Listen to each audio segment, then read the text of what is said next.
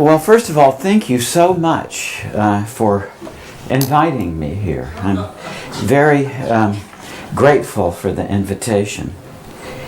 And just astonished that something I was interested in as an undergraduate philosophy student at the University of Virginia in the early 60s has kind of blossomed into a service and religious movement. It's amazing, especially since I'm not even religious. But I am honestly grateful for you to have me here today. And what I want to begin by a rather shameless statement, and I'll provide the context for it later, but I'm ready to go on and step out and say that there has now been a genuine, and I would underline genuine, solid step toward rational comprehension of the afterlife question. And it's, and I will explain my background for saying that as we go on, but I think we're very shortly now going to be into an entirely different domain of investigating this question. And that's coming not from me really, but from the people I've consulted to evaluate this work I'm going to sketch out for you. And what I mean specifically by saying that this new work is genuine, to underline that, is that this is not something that goes along the traditional lines of division in this kind of controversy between the believers on the one hand and what I call the pseudo-skeptics on the other hand, who really are representations of the same kind of mentality. But what I'm getting at here is that this work is going, I predict, or I claim, to stand up to genuine skeptical scrutiny, like somebody who looks at this from the point of view of just how the reasoning works out. That is pretty much in my mind settled, although I'm ready now to defend this. Secondly, this avoids pseudoscience, which is the typical legitimate complaint of people who have quarrels with this kind of inquiry, looking into life after death. Because, in reality, in the real world, the question of life after death, which happens to be the most important question of existence, is nonetheless not at the state of articulation yet where the scientific method can be applied to it. And the pseudo-skeptics are right on that one, maybe for different reasons than they imagined. But this new kind of thing steps outside of that framework and avoids pseudoscience. And thirdly, this new sort of program I'm going to talk about engenders two entirely new and unique methods, rational methods for investigating the question of life after death. Now, personal history here. I was not raised religious. My dad was a surgeon and a professional military officer who was a medic in World War II in the Pacific Theater, and I'm sure went through some gosh-awful stuff that he never talked about. But he just wasn't religious, which was fortunate for me being from Porterdale, Georgia. Hey, it's like I escaped from something pretty terrible. But didn't grow up religious, and I was an astronomy buff, still am, since the age of 7. And in 1962, I went away to UVA with the intention of being an astronomy major. And then rapidly, just into my first philosophy course, actually, first few days at UVA, reading Plato, I was hooked and I became a philosophy major. And it was through the writings of Plato that I became aware of the question of life after death as something serious.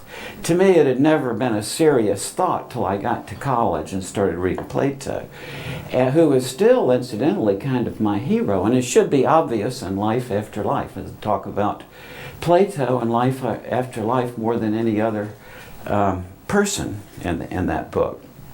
So, reading Plato's account of vision of his trip to the other world when he was believed dead at the end of the Republic, and also reading that same semester the Phaedo of Plato, pretty much convinced me that this is the biggest question of existence. I think Plato was really right when he pointed out that, this is the question that everything else sort of turns on. And then in 1965, after I was already a philosophy major, I had the wonderful and life-changing experience of hearing Dr. George Ritchie talk about his near-death experience. And he was a very well-known figure to the undergraduates in philosophy and other subjects that when I was an undergraduate at UVA. And then later on heard other cases of this from my own philosophy students and so on. And I want to say one thing here at the very beginning, and that I really do take seriously this idea that the question of life after death is the biggest question of existence. And so therefore, I think anybody with any kind of doctoral degree or degrees behind their name, in my case, a PhD in philosophy and an MD degree, both of which are totally immaterial, if you think about it, in one way to the question of life after death. I mean, there's no field that really is competent to look into this question. But sadly, for me, people in this society, when you say any kind of thing with a doctoral degree behind your name, there are many people who will take it seriously. And so it seems to me that anybody with a doctoral degree, knowing that, takes on this question of life after death and makes a positive statement about it, takes on a very solemn responsibility. And I think, personally, that it's straightforward academic misconduct for somebody to say on some sort of cockamamie or flimsy, reasoning that, oh yeah, we got evidence of life after death or whatever. That's misconduct. Why? Because let's say that I were to make that statement. Well, I know from experiences, I'm sure many of you do, that lots of people who are grieving are looking for something. And, people who are grieving a loss that's been very profound to them hear something like this. Oh, a guy with a doctoral degree says, oh, there's life after death, or we have some sort of rational credence that we can lend to that now.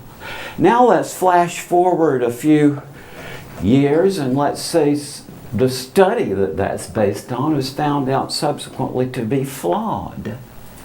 Well, now where does that leave the people who took comfort and solace from a statement like that? Well, number one, they're going to be propelled back into their grief. And secondly, they'll have a legitimate grievance against the person who put out that information.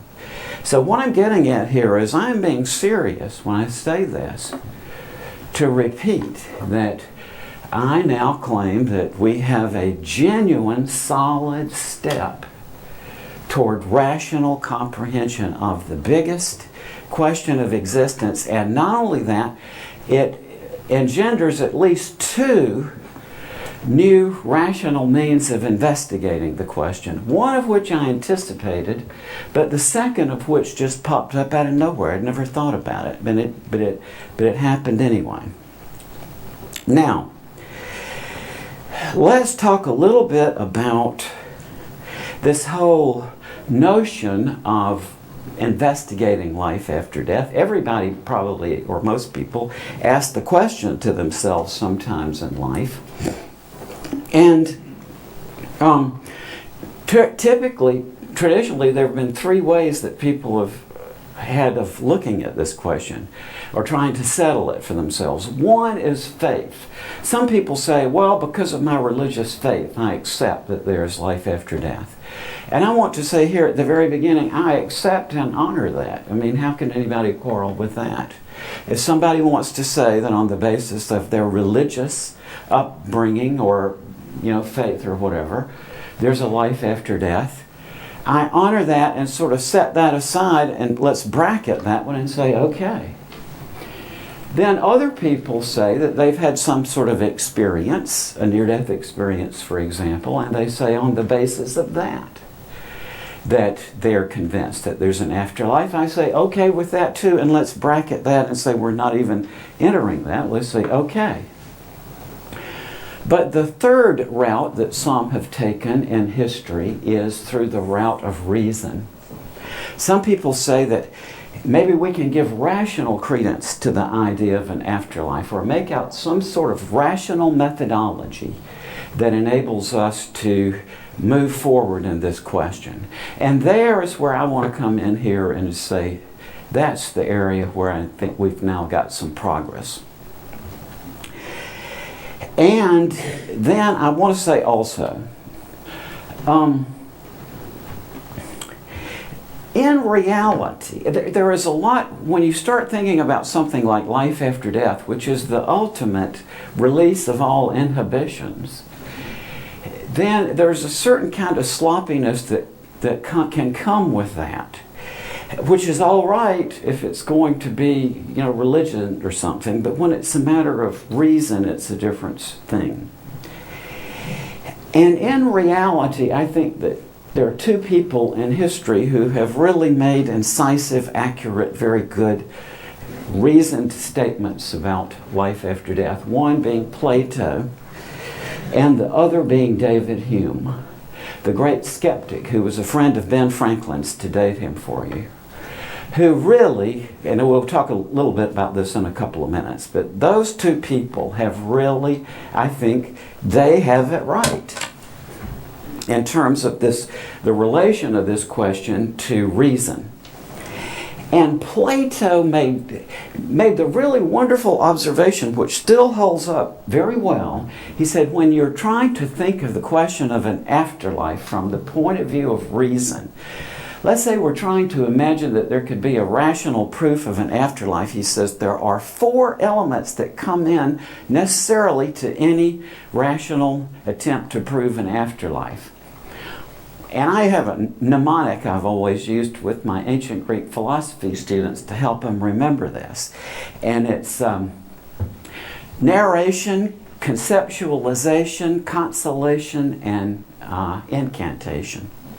And don't worry, we won't get into all of them, but just the first two. What he's talking about is this. He said, if you're thinking about the question of an afterlife, there always has to be some sort of storytelling element to it, he says. A narrative of some sort, Plato says, is necessary just to get the discussion about this started, because we're dealing with a very, very vague and hard to pin down idea here. So he said we've always got to have some sort of storyline with it. And in Plato, the one that impressed him the most, obviously, was near-death experiences, which were very well known and debated, incidentally, among the ancient Greek philosophers. But then Plato said that that's not enough. That he said, you've got to have some sort of set of concepts, rational concepts, that enable you to make a link between these experiences and the idea of an afterlife. That's a necessity. And Plato really spent a lot of time on that, but in the subsequent years, I think if you just look at the way the supposedly rational investigation of the afterlife has gone all these couple of millennia now, Really, the reality is that the conceptualization is where people have fallen down, because the narratives, let's face it, are just so engrossing. I've heard thousands of them, and I can't wait to hear the next one. And it's easy to take that perspective and just dwell in the narratives without really getting around to the very difficult, sometimes, concepts that are needed to make this link. Or in the modern world, to sort of grab off the shelf some ready-made means of investigating, like the scientific method and so on, without really addressing the real questions which arise in this, which I think show that, the question of an afterlife is not yet a scientific question. That's the reality. So we need some sort of new concepts. Now, about the last two, Plato also pointed out there's always an element of consolation, even in purportedly rational attempts to prove an afterlife. And this is interesting because Plato was the person who drew the line between figurative and literal meaning in his dialogue, The Sophist. And that we didn't have that distinction before Plato. So he was the first person to say that, look, there's this difference between the literal and the figurative, but he was also the first person to acknowledge and point out that when you talk about life after death, you're not talking literally, that this is some other domain of meaning. And one that he attached to was consolation. He said, whenever we try to reason about the afterlife, there's always this undercurrent of consoling ourselves in the wake of a loss of a loved one, or toward this idea of fear of death. And then the third thing he pointed out was that sentences like "there is life after death" are forms of incantation or magical language. And he said that what we do is we sort of constantly repeat them to ourselves as an incantation, he said, to arm ourselves against the vicissitudes of life. But today I'm not going to talk about all of those things, each which has its own considerable history to it. I want to talk about the first two things, the narrative part and the conceptualization part.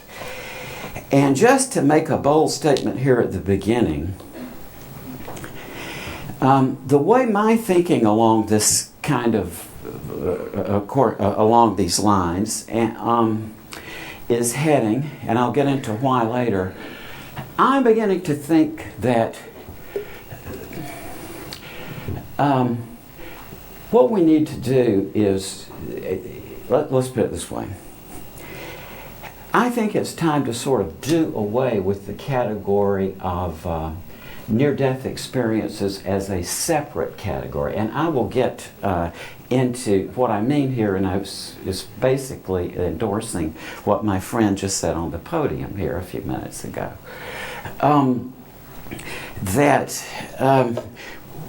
We need to add other things as well into the mix here, because to get into the narrative part of what I have to say, I want to talk about shared death experiences now. And,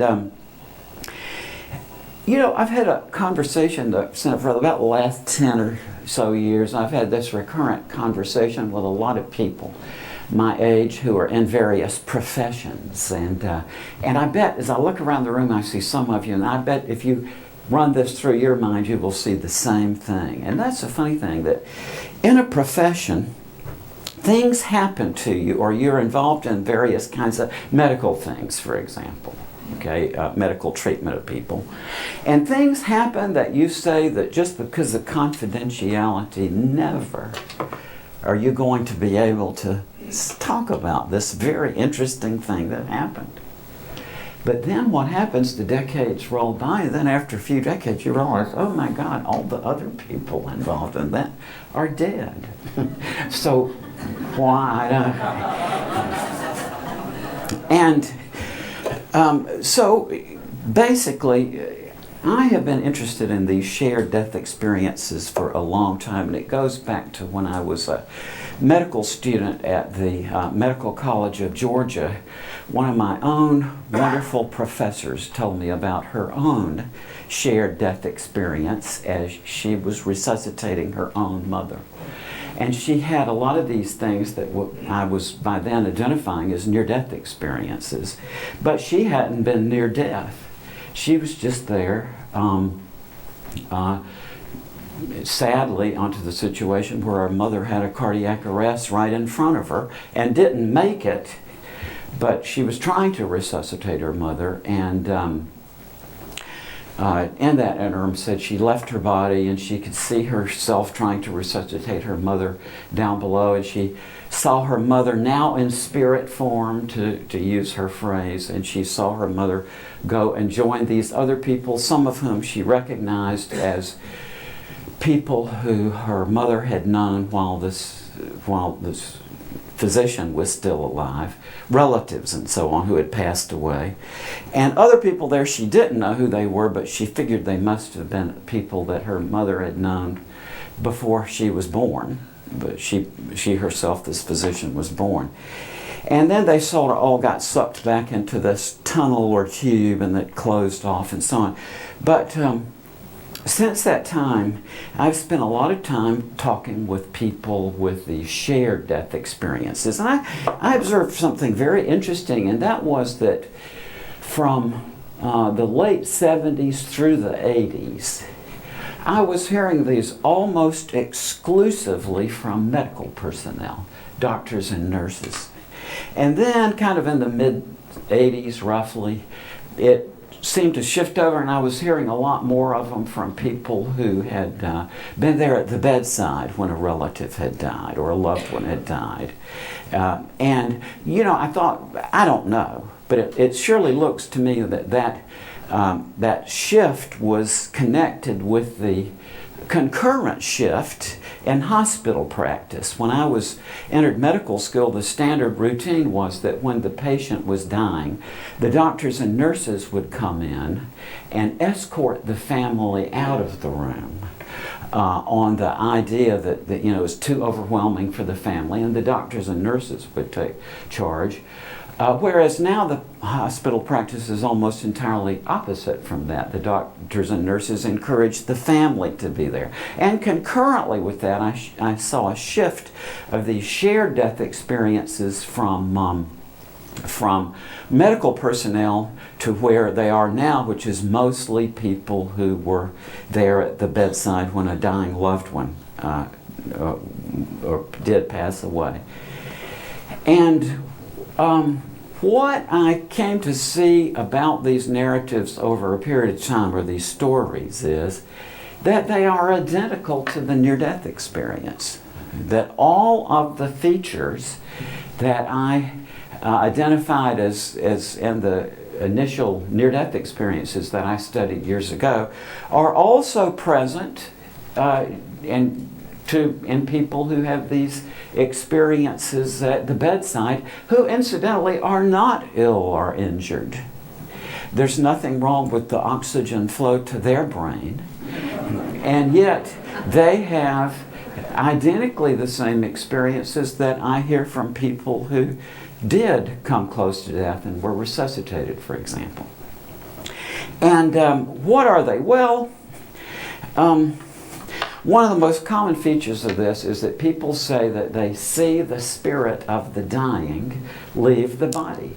And this is really among some of the first ones I heard back in the late 70s and 80s were from medical doctors who reported this to me, that as a patient died, that they would see something leave the body. And there's two kinds of major ways of looking at this. Some people talk about it as though it's a transparent replica of the person, kind of, that stands up and moves away. Or other people talk about it as a very structured light that seems to leave the body, sometimes maybe described as golden or grayish in color, and leaves. And some cases I've had where people say it just leaves through the ceiling.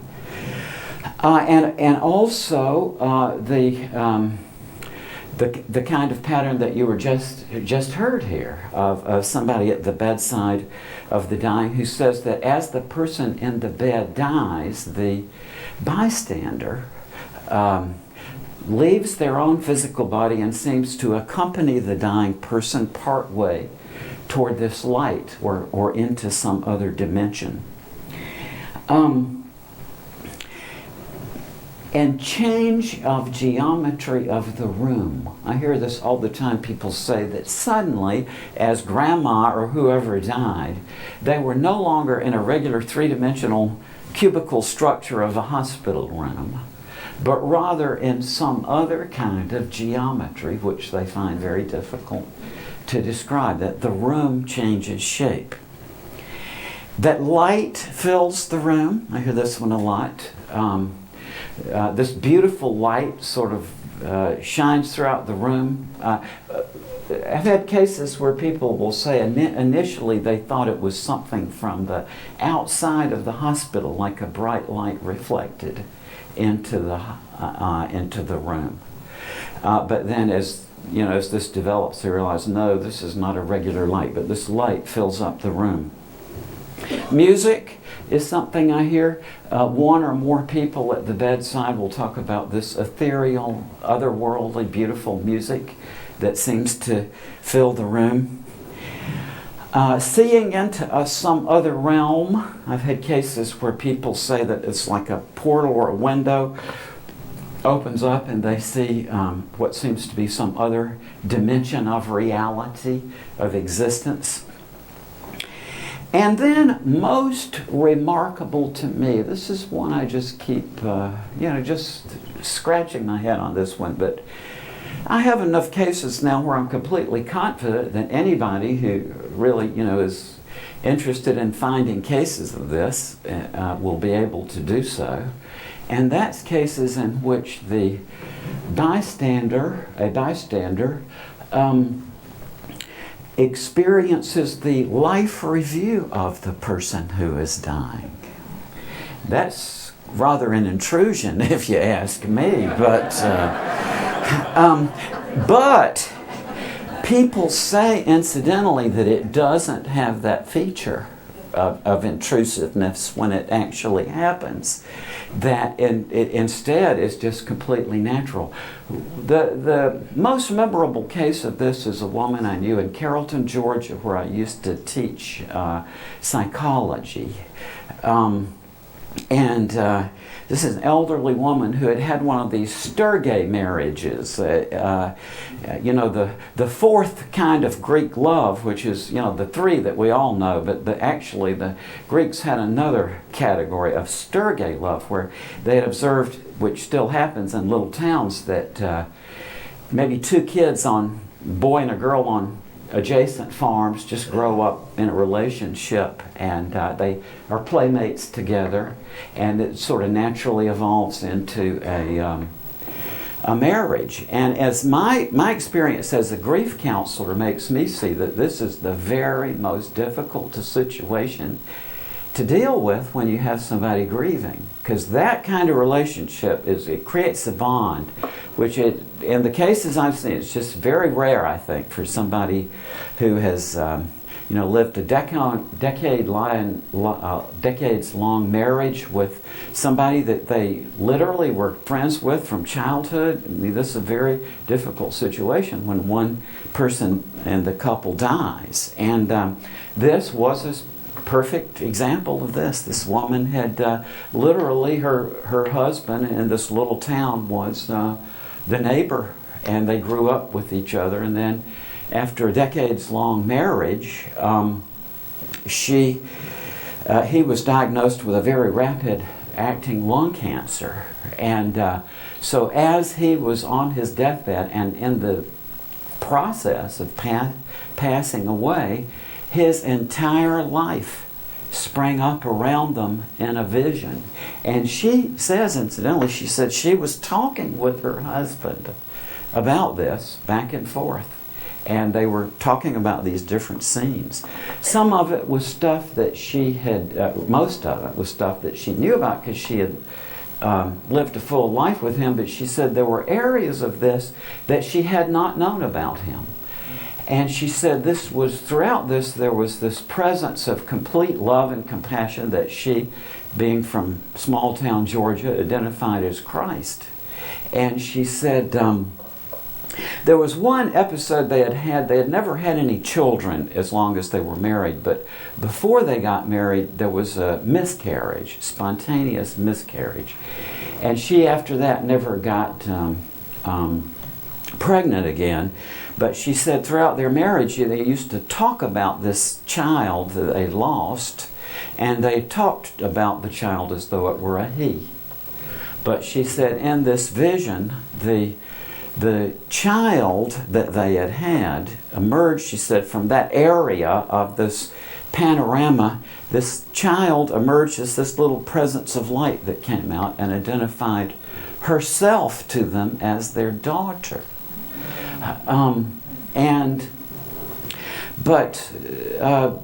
My point being here that you're going to be able to find cases of this if you're interested. That there are cases in which the bystander will actually empathically co-live the life review of the person who passes away. Now, to me, I don't see any means or any clear means of distinguishing that from a near-death experience. If all the components are the same, it seems to me that the fact that somebody is dying or being resuscitated is just a contingent thing. So that really here we're dealing with something here which does not necessarily have to do with somebody physically almost dying. They can have the same kind of experience when they are in the presence of someone who is physically dying.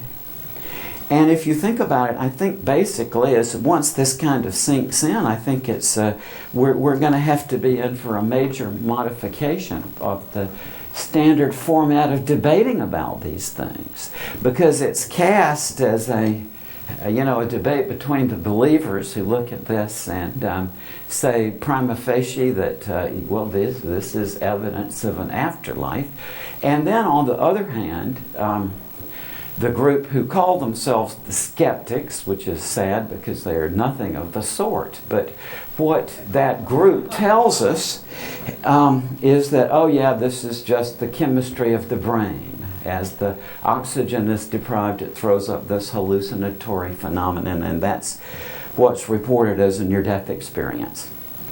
So I think it's time to kind of move beyond that category and say, this same phenomenon occurs also to people around the bedside, as we just heard a beautiful case of it this morning.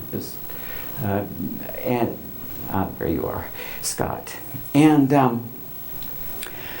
so that's one thing I think we got to do is to sort of rework the narrative format for this. There's a lot of other kind of narratives that we can bring in, not just stories of people who almost die and get resuscitated, but also people who have the identical experience when they are in the presence of someone who passes away. And I think there are also other things that I've studied, which anybody, you can confirm this for yourself if you're interested.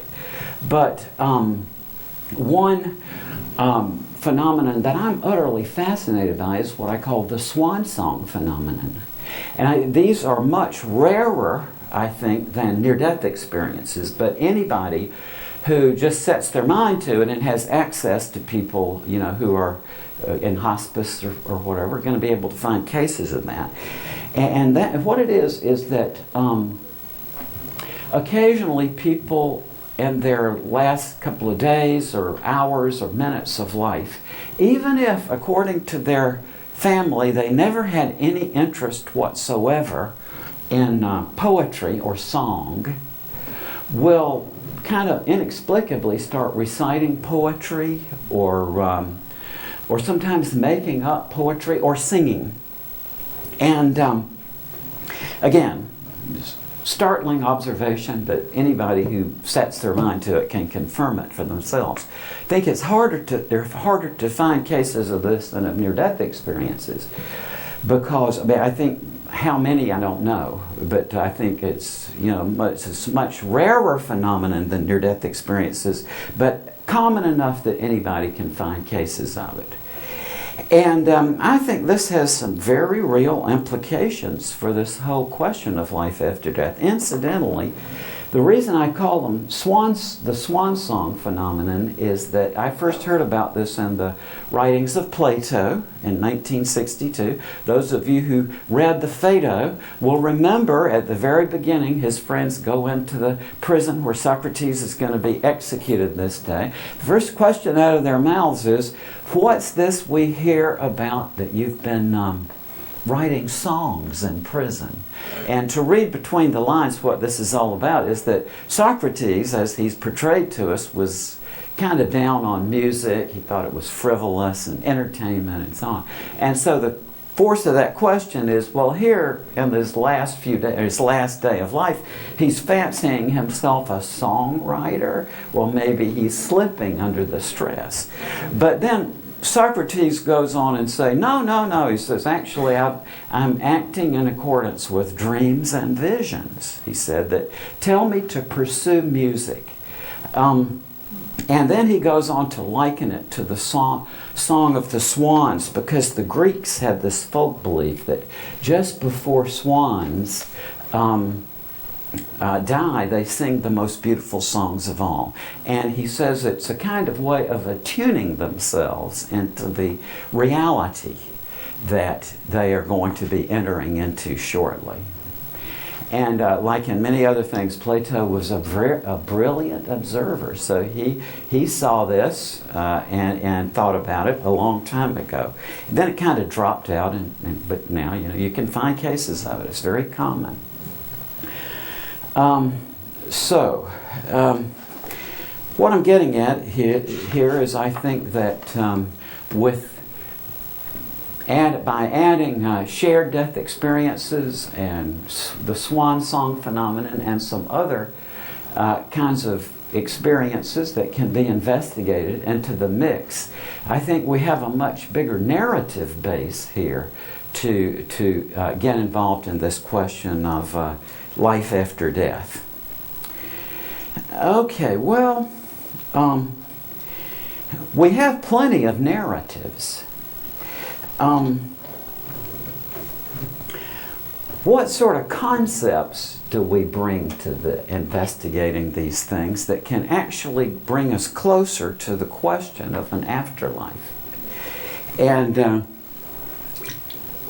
what I want to say is that I've sort of solved that problem, but it's not going to make me very popular, I'm sorry to say. But nonetheless, it's something that's going to have fruit and will continue to blossom, and already is. It already is. And I want to frame this by saying that I have always enjoyed talking with people who don't believe that there's life after death. Because actually, I first sort of became known for this when I was a professor of philosophy at East Carolina University back from 69 to 72, and lecturing about these and finding some cases of it among my students and the business people in town and so on. And so then when I'd be at parties, there would be this constant thing, oh, Raymond Moody, what do you do? Oh, I'm a philosophy professor. What are your interests? Well, this and this and this, and I study people who almost died. And then these people sort of pipe up, and they say, some people say, well, personally, I just don't believe in life after death. And what I find, and it's not a random survey by any means, but just from my observation, it seems that about 1 in 5, roughly, of the people that I meet in a context outside of my work, that is just in other social situations, that bring this up, it seems to me that about 1 out of 5 people have this point of view, the ones that I've encountered. So I'm always very interested in, well, tell me why you have concluded that there's not an afterlife, which seems to me to be just as unknowable as that there is. And it's very interesting. There are a certain percentage of them who just sort of say, well, I had this, fierce exposure to religion, and it meant, it was a terrible thing I had about religion. I just say, and that seems to me entirely emotional. It's not very deep. It's basically they've been bruised by religion, so they just sort of throw out the whole thing and just life after death. That's ridiculous. But then there is another group, and this is the most interesting and important group, and when you ask them, is what they say is that I don't think there's any such thing as life after death because it's illogical. And that is what they say, and they tend to be, for example, businessmen or people who are in some sort of very earth-based profession and so on. And they just say, well, it's illogical. And what that means is that they get down to the insight that David Hume had. And well, who is Hume if you haven't read a little bit about him? Well, Hume was very important in, for example, articulating what we now know as the scientific method. He made some observations about induction, inductive logic, and also about causation, both very important scientific concepts. So he's just a very, very formative thinker in the West. And in his famous essay on immortality, Hume put his finger on the problem, which people see who come into it from this point of view that I'm talking about, that I don't believe it because it's just illogical. Because the sentence, there is life after death, if you look up the words, you see that it's a self-contradiction. Because death just means, if you look it up in the dictionary, the state beyond which life is terminated. It's like the final irreversible cessation of life. So when the sentence, there is life after death, is unpacked, it becomes there is life after the final irreversible cessation of life, and that's illogical. And so what Hume pointed out rightly, and I think, this is the beginning point that anybody who really takes this question seriously of life after death has to begin from. And if you think it through as you listen to Hume's words, you'll see what he's getting at. He said, by the mere light of reason, it seems difficult to prove the immortality of the soul.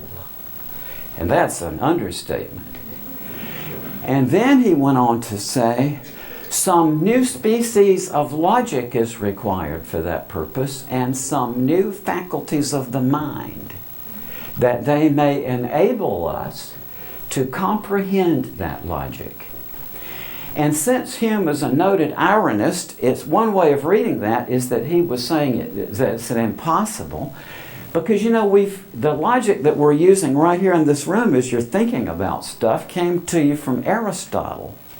And 2,300 years ago, and it has held up very, very well. How likely does it seem that we're going to be able to come up with some new system or new species of logic? Not very. But then to go on beyond that and to say, well, we also need some new faculties of the mind that they may enable us to comprehend that logic. Well, we think anyway that we know our minds pretty well. How likely does it seem that we're going to come up with some new mental faculties that will help us on this problem? Not likely. Okay. Well, here's where I'm going to step out and say that problem is now solved. And that's really what my sort of life interest has been. It's what my doctoral dissertation was on in philosophy in 1969 and so on. It's a constant frame of, or series of developments, but it's something I've been kept working on. And now I want to talk a little bit about what gives me the confidence that this new logic that I've come up with is sound. Okay. not trusting my own intuitions about my own work.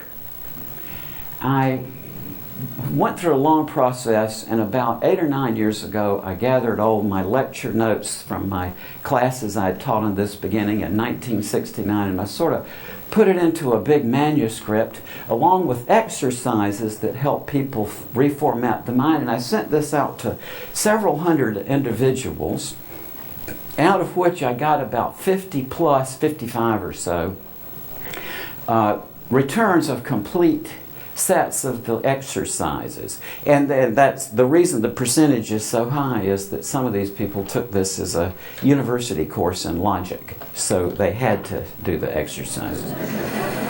And so then I took all the results of that wave of exercises and all and sort of recast it into a new manuscript, which I've finished a couple of years ago. And I sent it out thus far to 14 people in various fields, including cosmology, physics, business, engineering, psychology, logic, and so on. And I asked them to be very, and incidentally, the precondition was that these were people who had no interest in the question of an afterlife. Okay, that was very important. And this work falls into two parts. Let's say part A, which is about this length, okay, and that's at the beginning. And then, after this new logic is articulated, I apply it specifically to the question of life after death, just to give a sample question.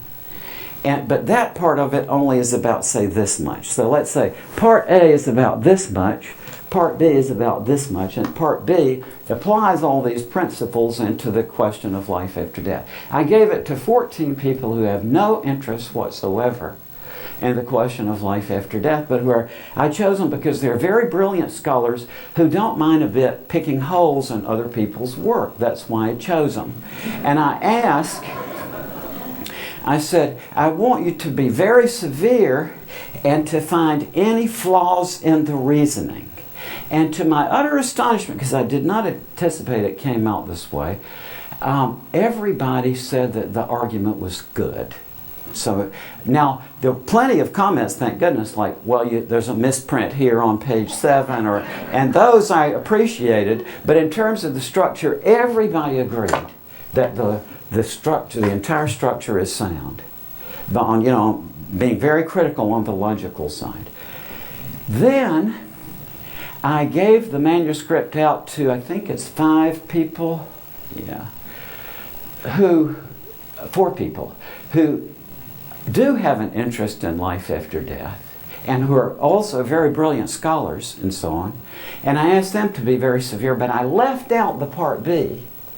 So they got the first part, they got the logic part without the implications for the life after death question. And then finally I gave the entire manuscript, part A and part B, to, I think it's 3 now, people who did have an interest in near-death experiences and who are also in life after death, and who are also very brilliant thinkers. And guess what I found? That all of the people that I gave the new logic to complete with the part about life after death agree that it's valid. All of the people with the scholars who do agree, who are interested in life after death, got the first part of the manuscript, the logic, and all agreed unanimously that it was valid, but they didn't get the part B. But the group that got the whole thing, who already had a previous interest in life after death, didn't say anything about part A, but they just said, no, it can't be. Part B can't be. Even though part B follows completely logically from part A. So what this is all about is actually more general, and that what I have done is that I have really made an amazing discovery. And I hope this doesn't sound like bragging, but to me this is just amazing. what I have discovered is a collective cognitive deficit. Truly, I know that sounds funny. Incidentally, one thing I am very accustomed to in my life is laughter. Because you can imagine the laughter in the first few years of my doing the near-death experience work and all. So I have gotten to the point where I figure if I do a new piece of work and the first reaction of my colleagues is not to laugh, and that their reaction is that it's evidence that poor Raymond has lost his mind, then I figure there's something wrong with that work. I need to go and backtrack. But I want to point out again what I've done here. The 14 scholars who got the whole thing, including the addendum on life after death, agree the whole thing is valid. The 4 or so scholars who had an interest in life after death, who just got the first part, all agree that it's completely sound and logical. But then the ones who got the whole thing, that parts A and B, who have a previous interest in life after death, don't even comment on the first part in a way, incidentally, that made me think that they really didn't read it. So it just sort of went right to the last part. No, it can't be. Because, you know, what irritates people about a new idea, ultimately, is that a challenging new idea, what it does is that it rearranges the personal relationships in the group of people who are studying it. That's just a common feature of all academic fields. A new idea rearranges the relationships among people who study it. And that's very threatening to people. So I'm not under the delusion here that this is going to change right away the investigation of life after death. What I am interested in more is this. I am interested in this new logic for its own sake. Because already, according to various scholars who've reviewed it for me, it has implications in, of all things, business. That was more surprising than anything else. And cosmology and psychology and just critical thinking courses, a lot of things. And that's what really is intriguing to me. But now, how this does end up relating to the question of life after death, for example. And let's take it back to near-death experiences or other kinds of ineffable questions related to the afterlife. And this part of this thing has now sort of taken place, or it's already in process, or this is what I can tell you is how it is. And that is that if people are prepared with this new logic before they have a near-death experience, let's say they learn this just because they want to find a new way of thinking or a new way of reasoning, and then the clock starts and at some subsequent point they happen to have a near-death experience, then what happens, I will say that, is that it shifts the way that they verbalize the near-death experience. And the reason for that is very complicated, and I don't have the time to go through it here, but if you just trust me on that one for the moment. What this does is that it shifts the verbalization of near-death experiences, getting around the ineffability problem, basically. And so what this is going to give, as this unfolds, I mean, there's going to be a lot of people who are having near-death experiences who just happen to have been prepared beforehand with this new logic. And what this does is that it gives a parallax shift. I kind of think of being an astronomy buff, I think in astronomical metaphors and so on, but if you've ever thought about the question, how they say it's 4.3 light years to Alpha Centauri, how do they know that? I mean, think about that. How do you know? Well, you can't put a odometer on a homing pigeon's leg and get it,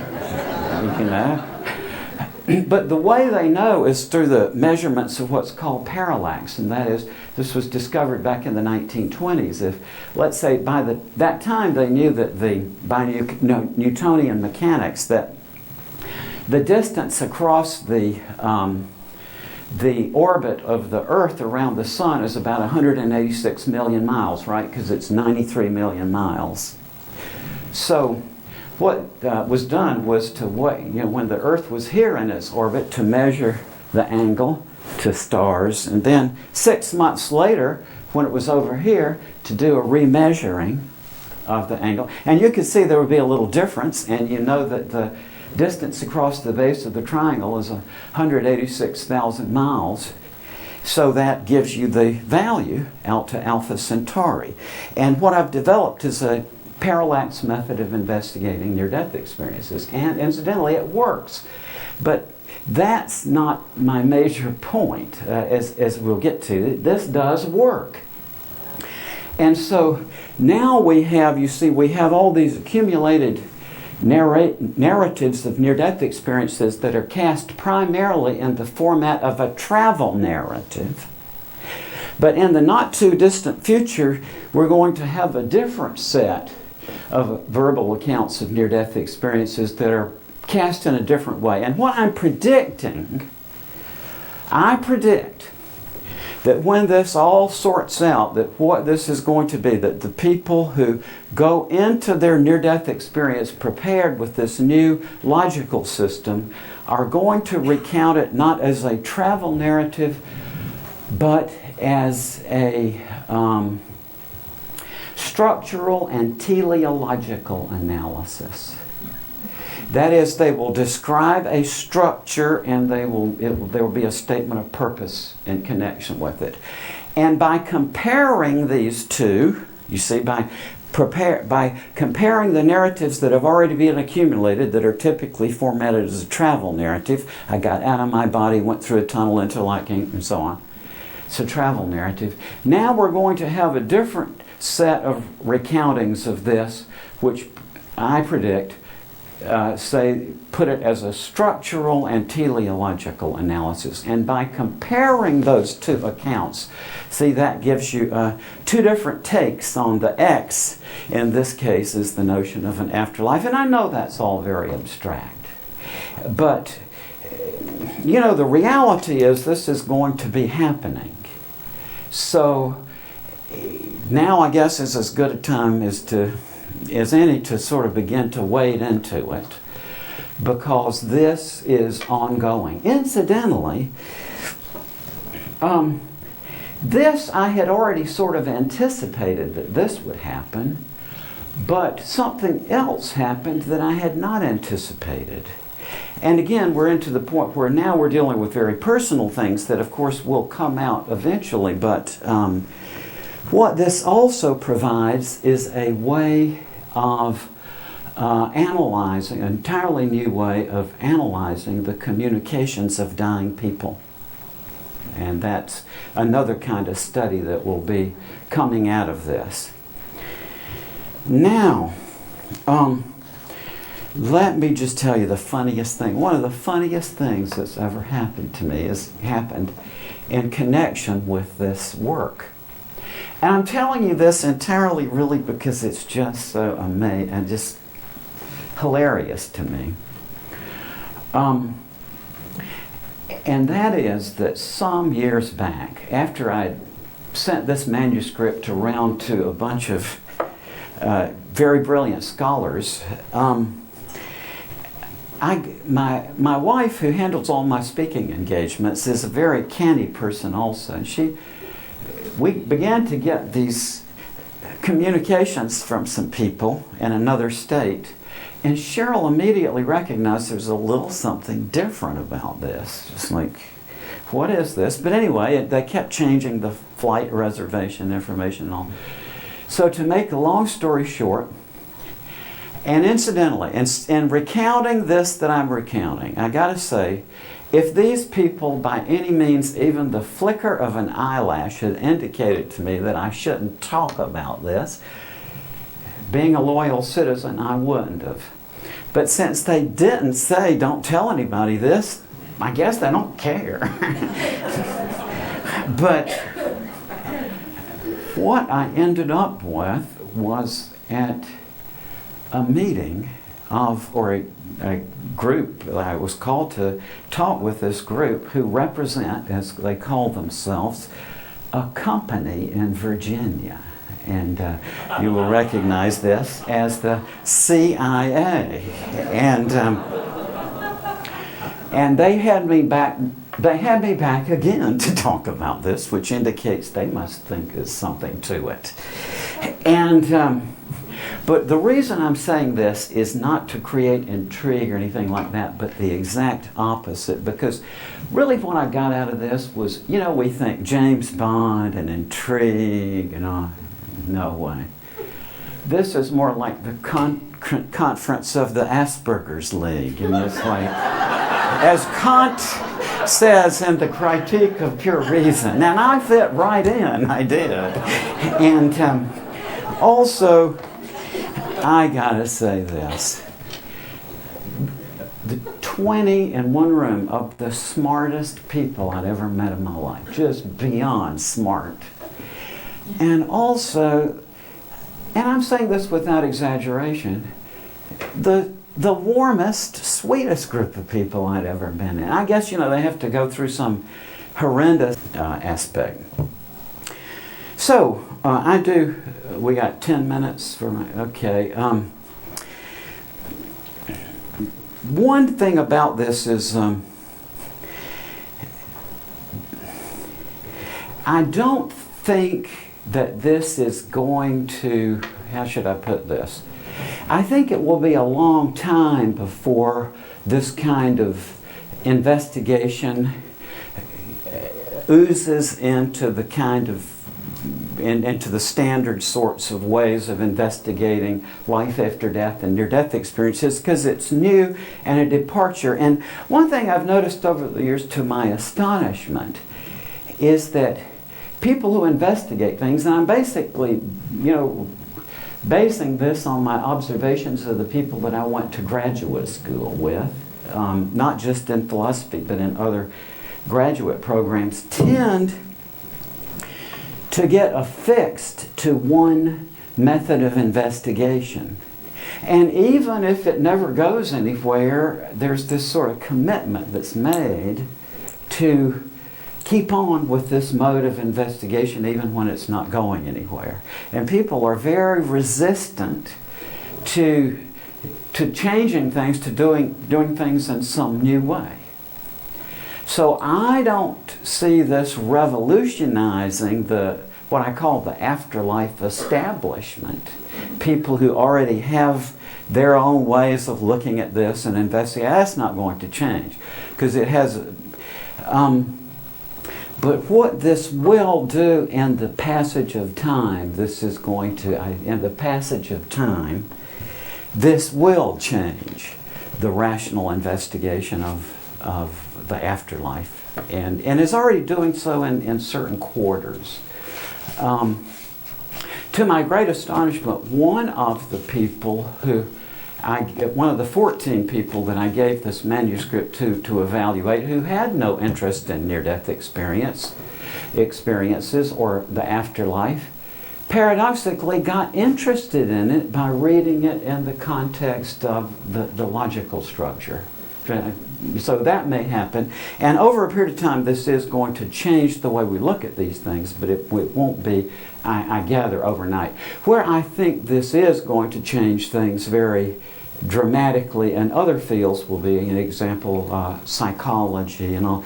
Because in identifying this collective cognitive deficit that we all have, which was essentially fostered on us by Aristotle, actually, in building the framework for his logic, which is, still the one that's in academia and science today, and it's in the regular life too. That's how we think about our ordinary problems of daily living. But Aristotle was just a certain kind of person, and basically like very compulsive, I think. And in framing his logic, he left out something that Plato had actually been working on, like a third value of logic. You know, people with quantum mechanics interests, for example, physicists, say that what they really want is they need a three-valued logic, right? The logic that we have is coded on binary opposites, true or false. But as Plato very clearly knew, that's not enough. The three options are true or false or unintelligible is the third one.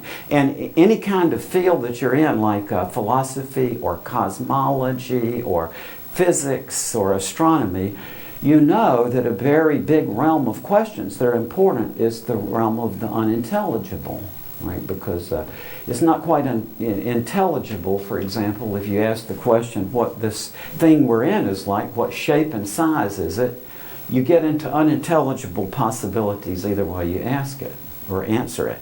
If you say, well, it's got a wall to it, then you go out in your mind to the wall, you say, well, doesn't there have to be something on the other side of the wall? But then you do it the other way and you say, well, it just goes on and on and on and on forever. Well, that's unintelligible too. So some of the biggest questions of existence are in that unintelligible category. And so now what we have is a logic of unintelligibility. As counterintuitive as that sounds, that's the reality. I want to leave plenty of time for your questions, so it's getting on. So let me just shut up at this point and to say again, thank you all very much for this opportunity. It's great to talk with you.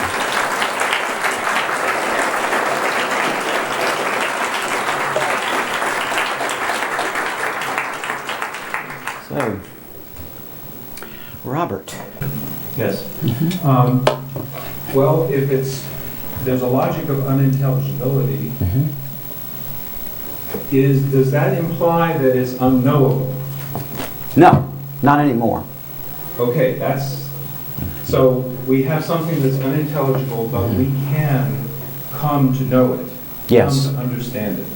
Yeah, that happens frequently in the history of science, for example, where things that are introduced, when they're introduced, they seem unintelligible, but in the passage of time, they are made intelligible and then become truth.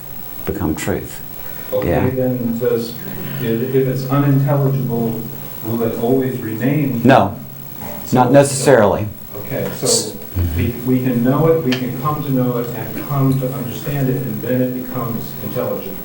Well, let me give you this example. Let's try to go back in your mind to 1900.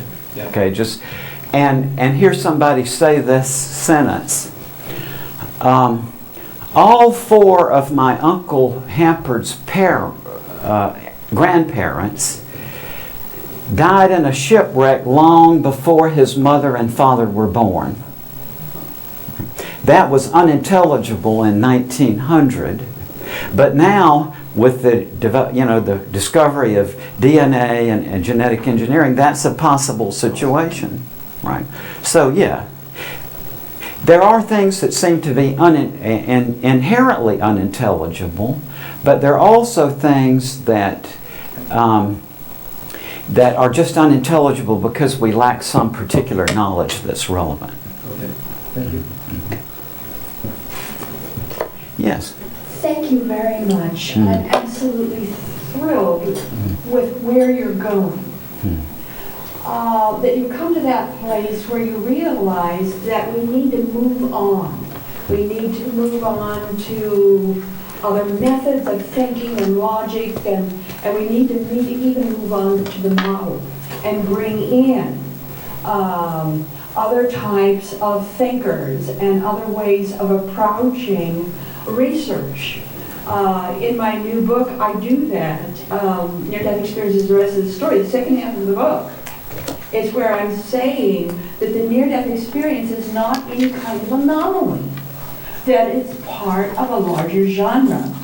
And that's where you're moving. And I just want to say thank you. Thank you, Phyllis. Thank you. Yes, sir.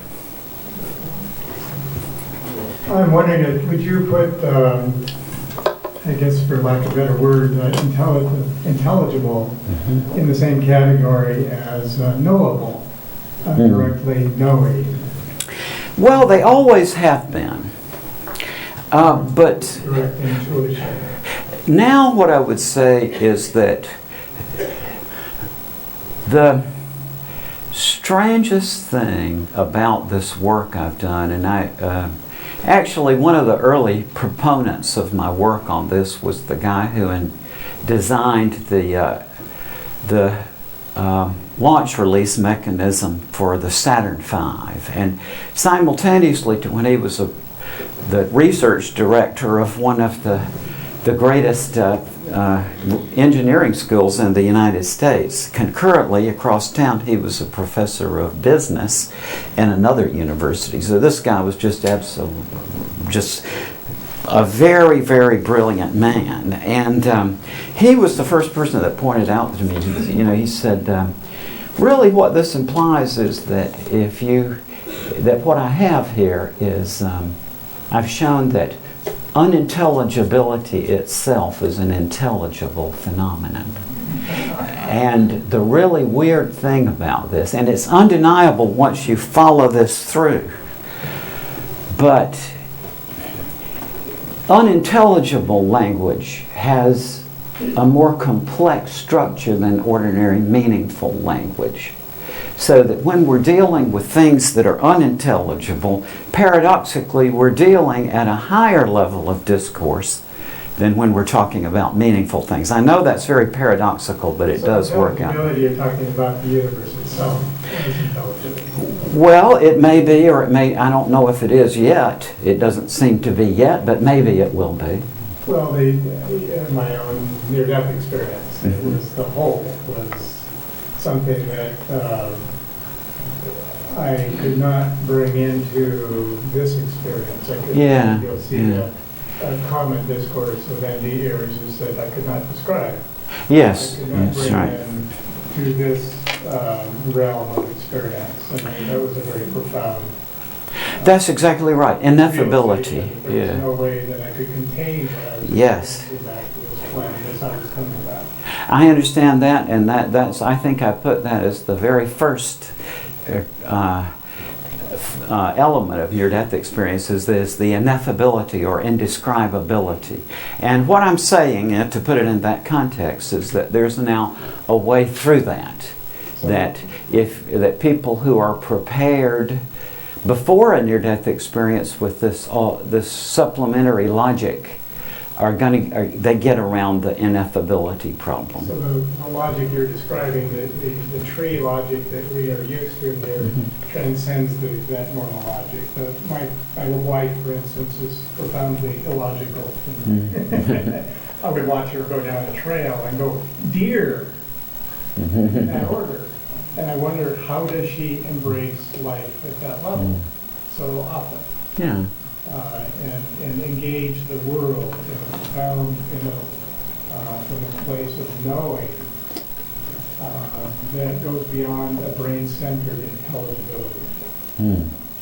Well, so yes. You've encased a way of embracing that. Yes. And that just, or put it in a nutshell, the ineffability problem is no longer the same as it was, because now we have a way around it. Yes. Thank you for your presentation. If I understand your thesis correctly, you are proposing to use logic and rationality to give more credence to the ND near-death experience? Well, yes, that's what it does. Right. Yes. I know what I will say next could be very well construed as being blasphemous to the realm of rationality and logic, but I'll be bold enough to do it anyway. Being rational and logical is an ingrained part of Western society. And the origins, as you pointed out, come from the Greek philosophers. So we're well ingrained in that approach, in that belief that that is the best and maybe even the only way of obtaining knowledge, or knowledge that has any validity. Well, may I say though, I would want to go back to what I said a few minutes ago, that there's always been the faith and the experiential too, I think, are, fine ways of pursuing the knowledge. So I was kind of saying, let's bracket those and give them credence. Yeah. Okay. All right. That's the direction I'd like to go in. That if we compare the Western approach towards gaining knowledge with the Oriental, with the Eastern, I see some big contrasts there. And if you look at the most outstanding discoveries that have been made, they have not been obtained through logic, through rationality. Who was the guy who had the apple falling on his head? Newton. Was that Newton? Okay, I thought it was, but wasn't sure. That wasn't through logic, it was just observation. The guy in the bathtub. Archimedes. Archimedes. Yeah, thank you for the names. Edgar Mitchell, who is the founder of the Institute of Noetic Sciences, was the Apollo 14 astronaut, and he had an experience when he was floating around up there of the beautiful Earth, and he came upon the idea that there are other ways of gaining knowledge other than through logic and rationality. And he called that noetic, which was from Hume, which is really intuition.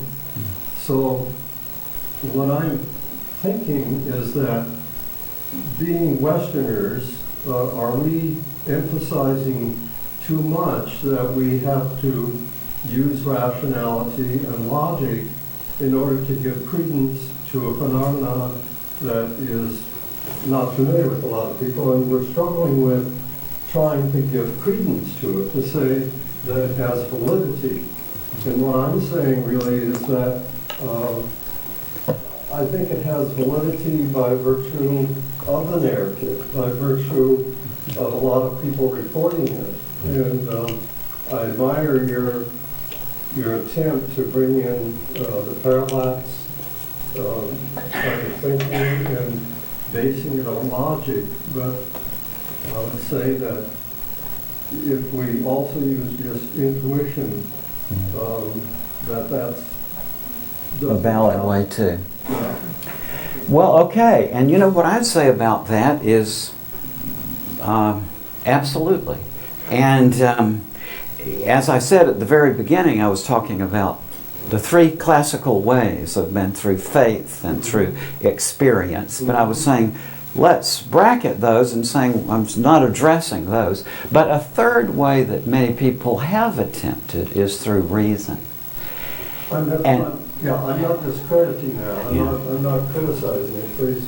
No, I understand. Yeah, I'm just saying that I think in the West we try too hard to say that the only way of saying that something is valid is because of the scientific approach. And I was having a discussion with a friend of mine, and he said, "Well, that's not scientific. It's not backed up with science." And I think that's one of our gods in the West, along with automobiles and a few other things. But we rely on it so much that we then say it's not a real phenomenon. It can't have validity, and we then attempt to put it in the framework of using scientific methodology. And I think there's a whole other realm in which scientific methodology will be totally inappropriate. And totally Yes, and let me say absolutely on that one too, that I haven't really ever concluded in my mind that reason is the only way of doing these things. What my conclusion is that that if you are going to use the rational route, which is the only route available for those who don't have a faith or a personal experience, then what you obligate yourself to do is to follow the rules. And where I see people falling down on that is that, you know, if you get into motivated reasoning, like you have some idea, you want this to be true, so you throw up all these arguments, no matter how flimsy, to try to make it supported for rhetorical purposes, then that's always like an uncomfortable feeling of self-deception. And I see a lot of that in this, and most commonly within the element of it that you alluded to there is the so-called scientific framework, because you know, I used to teach epistemology. It was one of my favorite things to teach in philosophy, which is the theory of knowledge. And the first couple of days you'd have to get from the students, well, what do you think knowledge is? And it's amazing how many of them would come up with this idea that they'll say, well, the only rational means of acquiring knowledge is through the scientific method. And that's just an incoherent fallacy, and it's called scientism. And the reason is that if the statement is the only rational means of establishing knowledge is through the scientific method, the students would come up with that. I would write it on the board, and then I would draw a rectangle around it, and I would say, well, how do you know that? Now, if you think about it, they've got two choices. Number one, they can say, I know by the scientific method, but that's just reasoning in a circle. Or they can say, well, I know by philosophy or literary theory or the law or history, and that's a self-contradiction. So that kind of framework is entirely incoherent. And that's kind of what I meant when I was saying early on that to frame this as a scientific question is just ridiculously premature. And it's only in the context where people already have some pre-existing belief that they are prone to do that. And maybe one more question? Yes, one more minute. Do you have the A and B forms that you were talking about? Are you putting those in a book? Yes. Yeah. Thank you. Yeah. It will be published eventually. I've got several. That's in process. So that was it. And thank you all very much for coming.